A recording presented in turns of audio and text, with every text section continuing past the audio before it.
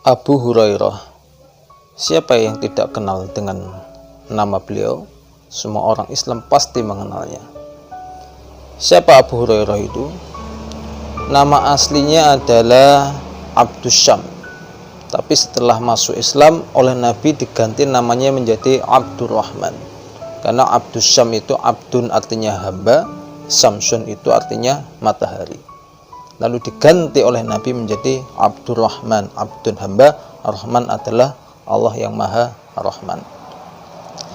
Tapi orang-orang menjulukinya dengan julukan Abu Hurairah karena kecintaan beliau dengan hewan yang namanya kucing, sehingga orang-orang memanggilnya dengan Abu Hurairah. Tapi Nabi punya panggilan tersendiri, yaitu Abahir. Sama, Abahir, Abu Hurairah itu sama. Tapi Nabi memanggilnya dengan nama Abahir. Dan Abu Hurairah ini terkenal bukan karena beliau seorang yang kaya, bukan karena dia itu seorang panglima perang, ataupun beliau terkenal karena seorang yang punya jabatan ataupun kedudukan. Tapi beliau terkenal karena beliau adalah orang yang paling banyak meriwayatkan hadis Nabi Muhammad SAW. Sehingga ilmunya Nabi banyak kita dapat dari beliau. Padahal beliau itu berjumpa dengan Nabi itu tidak lama. Beliau datang ke Madinah kurang lebih ketika usia beliau itu 30 tahun. Waktu itu tahun 7 Hijriah. Sehingga beliau berjumpa dengan Nabi, bersama Nabi kurang lebih sekitar 3 tahun. Jadi dalam waktu kurang lebih 3 tahun itu beliau fokuskan untuk mencari ilmu, sehingga banyak hadis yang diriwayatkan oleh beliau. Tapi dalam perjalanan hidupnya akhirnya Abu Hurairah menjadi orang yang terkenal, menjadi orang yang hebat, menjadi orang yang paling banyak meriwayatkan hadis. Bahkan beliau berkali-kali diangkat menjadi gubernur di kota Madinah. Lalu apa rahasia kesuksesan yang dimiliki oleh Abu Hurairah sehingga beliau menjadi orang yang hebat, menjadi orang yang sukses? Yang pertama, Abu Hurairah itu orang yang sangat sayang dengan ibunya, cinta dengan orang tuanya, terlebih ibunya. Setelah beliau itu masuk Islam, Abu Hurairah itu datang kepada Rasulullah, wa yabki. Dia itu sambil menangis. Lalu Nabi bertanya, ma yubkika, apa yang membuatmu nangis wahai Abu Hurairah? Lalu dijawab oleh Abu Hurairah, saya ini sudah Islam ya Rasulullah, sedangkan ibuku belum mau menerima Islam. Aku sudah berulang kali mengajak beliau untuk masuk Islam, tapi beliau terus-menerus menolaknya. Itulah yang membuatku menangis. Karena beliau pasrah, beliau tidak tahu lagi apa yang mesti beliau lakukan. Akhirnya Abu Hurairah tadi meminta supaya Rasulullah mau mendoakan ibunya supaya mau masuk Islam. Fada'aha Rasulullah SAW. Maka Nabi pun berdoa supaya ibunya dibukakan hatinya sehingga mau menerima Islam. Suatu ketika Abu Hurairah itu pulang untuk menjumpai ibunya. Di depan pintu beliau mengetuk pintu, lalu beliau mendengar suara orang yang sedang mandi. Ternyata ibunya sedang mandi. Dan ibunya tidak memperbolehkan Abu Hurairah untuk masuk dulu ke dalam rumah sampai ibunya selesai mandi. Setelah ibunya selesai mandi, barulah Abu Hurairah diperkenankan untuk masuk ke dalam rumah. Setelah itu sang ibu mengucapkan kalimat syahadat di hadapan Abu Hurairah, asyhadu alla ilaha illallah wa asyhadu anna muhammadar rasulullah. Langsung Abu Hurairah itu kaget, terkejut, bangga, gembira. Tiba-tiba ibunya bersyahadat masuk dalam agama Islam. Lalu sang ibu meminta, fa'utta ila Rasulillah sallallahu alaihi wasallam, kembalilah kamu kepada Rasulullah. Maka Abu Hurairah pun kembali menjumpai Rasulullah dengan kondisi menangis. Tapi bedanya, kalau yang menangis pertama beliau menangis bersedih, tapi yang kali ini beliau menangis minal farah, karena rasa gembiranya ibunya mau masuk Islam. Setelah berjumpa dengan Nabi, Abu Hurairah mengatakan, ya Rasulullah, abshir ya Rasulullah, bergembiralah ya Rasulullah, faqad istajaballahu da'wataka, sungguh Allah telah mengabulkan doamu. Wahada ummi, dan Allah memberikan hidayah, petunjuk kepada ibuku sehingga ibuku mau masuk Islam.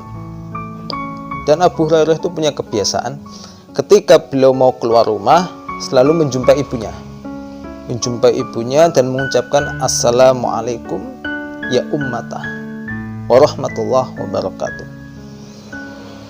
Lalu dijawab oleh ibunya, waalaikumsalam ya bunayya warahmatullahi wabarakatuh. Dan Abu Hurairah mengucapkan salam itu dengan mendekati ibunya, mengucapkan salam itu di depan pintu kamar ibunya. Ketika ibunya di kamar, beliau datang ke kamar lalu mengucapkan salam. Jadi mengucapkan salamnya itu dengan mendekat. Kalau kita kan enggak, kita di luar rumah, ibu di dalam rumah, lalu kita teriak-teriak, bu, budal assalamualaikum, bu, kula medal assalamualaikum. Tapi Abu Hurairah enggak, beliau mendekati ibunya dan mengucapkan salam. Lalu Abu Hurairah itu juga mendoakan, rahimakillahu kama rabbaitini shaghira, semoga Allah merahmatimu sebagaimana engkau dulu mendidikku. Lalu dijawab oleh ibunya, rahimakallah kama barartani kabira, dan semoga Allah merahmatimu sebagaimana engkau telah merawatku, berbuat baik kepadaku di saat aku dalam kondisi sudah tua. Nanti waktu pulang ya gitu lagi, mendekati kamarnya, mengucapkan salam, terus mendoakan. Dan yang kedua, Abu Hurairah itu semangat sekali dalam mencari ilmu. Beliau itu jumpa dengan Nabi cuma 3 tahun, kurang lebih 3 tahun. Tapi dalam masa kurang lebih 3 tahun itu beliau habiskan hanya untuk belajar. Beliau tidak kerja, tidak menikah, padahal usianya sudah 30 tahun. Usia di mana orang itu sudah kerja, mencari jodoh, tapi beliau enggak. Beliau gunakan semua waktunya untuk belajar, untuk mencari ilmu. Kalau beliau kelaparan, bahkan beliau itu sering kelaparan, ya beliau tahan, nunggu sampai ada yang ngasih. Jadi masyhur, terkenal Abu Hurairah itu kalau lapar, beliau kalau lapar itu pura-pura mendatangi sahabat yang lain. Beliau itu pernah mendatangi Abu Bakar, pura-pura tanya masalah makna ayat, maksud dari ayat ini apa, tanya. Lalu sama Abu Bakar dijawab, ternyata nggak dikasih makan. Oh, kecewa Abu Hurairah, dan tujuannya pengen dikasih makan, tanya, terus nanti siapa tahu diajak makan. Setelah itu mendatangi Umar bin Khattab, tanya masalah ayat. Setelah itu dijawab oleh Umar bin Khattab. Tapi setelah dijawab, Umar bin Khattab tidak ngajak Abu Hurairah untuk makan, enggak. Kecewa Abu Hurairah itu. Makanya kata Abu Hurairah, sahabat yang paling cerdas itu adalah Ja'far bin Abi Thalib. Kenapa kok bisa cerdas Ja'far bin Abi Thalib itu? Karena setiap kali aku datang kepada beliau menanyakan sebuah ilmu, beliau itu enggak langsung menjawab, tapi kata beliau, udahlah kita makan aja terlebih dahulu. Jadi langsung diajak makan. Jadi paham. Jadi orang cerdas itu adalah orang yang bisa mengerti perasaan orang lain. Dan Ja'far bin Abi Thalib itu mengerti perasaannya Abu Hurairah. Abu Hurairah itu datang sebenarnya bukan untuk bertanya ilmu, cuma berkedok bertanya ilmu, tapi pengen minta makan. Nah, ketika Abu Hurairah tadi datang kepada Abu Bakar, tanya tentang ilmu tapi nggak diajak makan. Datang kepada Umar, tanya tentang ilmu, nggak diajak makan. Sampai akhirnya jumpa dengan Rasulullah. Sama Rasulullah itu dipanggil. Lalu masuk ke rumah seseorang. Di situ ada makanan. Ada susu. Sangat banyak sekali jumlahnya. Lalu kata Nabi pada yang punya rumah itu, "Lah ini untuk siapa? Dari siapa untuk siapa?" Kata yang punya rumah, "Ada seseorang memberinya ya Rasulullah, dan dia ingin memberinya kepada engkau." Jadi ada seseorang ingin memberikan makanan kepada Rasulullah. Abu Hurairah langsung gembira, senang Abu Hurairah itu, wah makan ini. Lalu kata Nabi, Abu Hurairah, panggilkan ahlu sufah. Ahlu sufah itu orang-orang yang tinggal di serambi masjid, itu ahlu sufah. Disuruh manggil. Abu Hurairah itu menggerutu, bicara dalam hati, kenapa aku nggak disuruh makan terlebih dahulu? Apakah Rasulullah nggak tahu kalau gini sakit lapar? Kenapa beliau nggak nyuruh aku makan terlebih dahulu, setelah itu baru aku memanggil yang lain? Tapi tentu itu dalam hati, karena Abu Hurairah tak mungkin menolak permintaan Nabi. Akhirnya beliau datang ke masjid, memanggil orang-orang yang berada di serambi masjid untuk datang ke rumah itu. Setelah semuanya kumpul, Nabi kembali meminta Abu Hurairah untuk membagikan makanan tadi kepada orang-orang yang hadir itu. Padahal Abu Hurairah itu sudah nahan lapar itu. Disuruh manggil orang-orang, disuruh mengasihkan ke orang-orang yang sudah hadir di tempat itu. Sampai akhirnya yang tersisa cuma dua, antara Nabi dan Abu Hurairah. Lalu Abu Hurairah mengambil air susu tadi, lalu mengantarnya kepada Rasulullah. Yang ketika mengantarnya itu, farafa'a ra'sahu ilayya mubtasiman. Lalu Rasulullah mengangkat kepalanya menghadap Abu Hurairah itu sambil tersenyum. Karena Rasulullah itu sebenarnya tahu kalau Abu Hurairah itu menahan lapar, tapi oleh beliau malah disuruh-suruh manggil-manggil, membagi-bagikan. Rasulullah tersenyum. Jadi Rasulullah itu ya terkadang guyon juga, jarak juga. Tapi yang jaraknya bertanggung jawab Rasulullah itu. Karena tinggal berdua antara Nabi dan Abu Hurairah. Lalu Nabi mengatakan, tinggal aku dan engkau wahai Abu Hurairah. Kata Abu Hurairah, sodaq ya Rasulullah, benar ya Rasulullah. Maka kata Nabi, minumlah itu. Nah, karena tinggal dua orang, akhirnya Nabi meminta Abu Hurairah untuk meminum susunya lagi. Setelah itu minum. Mau mengambil lagi, diantarkan pada Nabi, minumlah, disuruh minum lagi. Ambil lagi, sama Nabi disuruh minum lagi, sampai Abu Hurairah itu kenyang. Nah, ketika sudah kenyang, beliau mengambil, diberikan pada Rasulullah, barulah Rasulullah meminum susu tersebut. Itulah kisah dari Abu Hurairah itu. Jadi beliau itu fokus untuk belajar ilmu. Sampai pernah suatu ketika beliau itu berdoa di masjid. Doanya itu, Allahumma as'aluka ilman la yunsa. Allahumma as'aluka ilman la yunsa. Ya Allah, aku meminta kepada engkau ya Allah, ilmu yang tidak dapat dilupakan.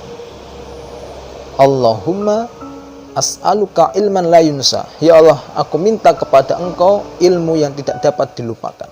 Jadi Abu Hurairah itu kalau sudah mendapatkan ilmu susah.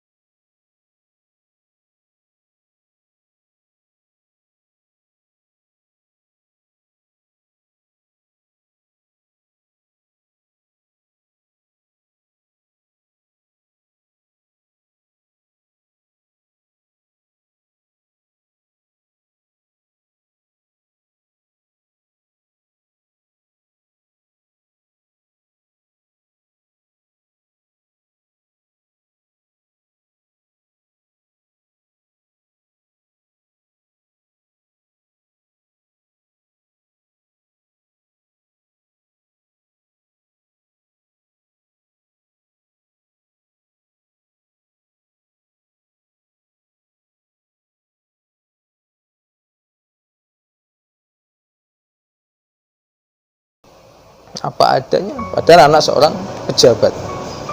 Lalu kata Abu Hurairah, ya bunayya, wahai anakku, qulilahunna, katakanlah kepada teman-temanmu semua itu, inna abi yakhsha alayya kharral lahab. Sesungguhnya ayahku katakan pada teman-temanmu nanti, kalimatnya gini, inna abi yakhsha alayya kharral lahab. Sesungguhnya ayahku takut kalau sampai aku terkena api neraka. Jadi Abu Hurairah tidak memakaikan perhiasan kepada anaknya karena Abu Hurairah takut, khawatir jika sampai anaknya nanti terkena api neraka sebab perhiasan yang dikenakannya. Meskipun seorang perempuan bolehlah memakai perhiasan, tapi Abu Hurairah khawatir. Awalnya memakai perhiasan yang lumrah, yang wajar, tapi nanti akan timbul keinginan memakai lebih banyak, memakai lebih mewah. Akhirnya punya keinginan untuk tampil cantik di depan orang lain, menampakkan perhiasannya. Abu Hurairah tidak ingin seperti itu. Nah, untuk menjaga itu semua, beliau sama sekali tidak memakaikan perhiasan kepada putrinya. Bukan karena beliau pelit, tidak, tapi karena khawatir anaknya nanti terjerumus kepada cinta kepada perhiasan sampai akhirnya membuatnya lupa akan jati dirinya, sehingga hal itu menyebabkan dia mendapatkan siksa berupa api neraka.